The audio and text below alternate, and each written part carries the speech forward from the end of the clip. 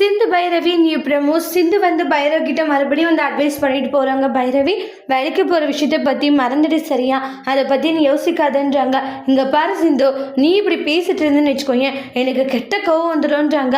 நானும் போனால் போதுன்னு பார்த்தா ரொம்ப தான் பேசிக்கிட்டு இருக்கேன்றாங்க.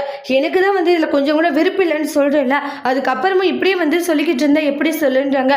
எனக்கு வேலைக்கு போக தான் பிடிச்சிருக்கு, கண்டிப்பாக நான் வேலைக்கு போவேன்றாங்க. அதனால் தேவையில்லாத என்னை வந்து வேலைக்கு போகக்கூடாதுனால சொல்லிட்டு இருக்காத, அப்புறம் எனக்கு ரொம்ப கோவம் வந்துடும்ன்றாங்க. இல்லை அது வந்து என்ன வந்து போய் அப்படின்றாங்க. இங்கே பாரு, என்ன நடந்தாலையும் கண்டிப்பாக நீ போகக்கூடாது அவ்வளோதான் சொல்லிட்டு சிந்து சொல்கிறாங்க. சிந்து இருந்துட்டு உனக்கு என் மேலே கொஞ்சம் மதிப்பு மரியாதை ஏதாச்சும் இருந்துச்சுன்னா நான் சொல்கிறத கேளுன்றாங்க. ஓ, மதிப்பு மரியாதை இருந்துச்சுன்னா போகக்கூடாதுன்னு அர்த்தமா? இங்கே பாரு சிந்து, நீ எப்படி வேணுனாலும் நினச்சிக்கோ சரியா, எனக்கு மேலே மதிப்பு மரியாதை பாசம் எல்லாமே இருக்குது சரியான்றாங்க. ஆனால் எனக்கு ரொம்ப ரொம்ப முக்கியமாக வந்து என் வேலை தான்றாங்க.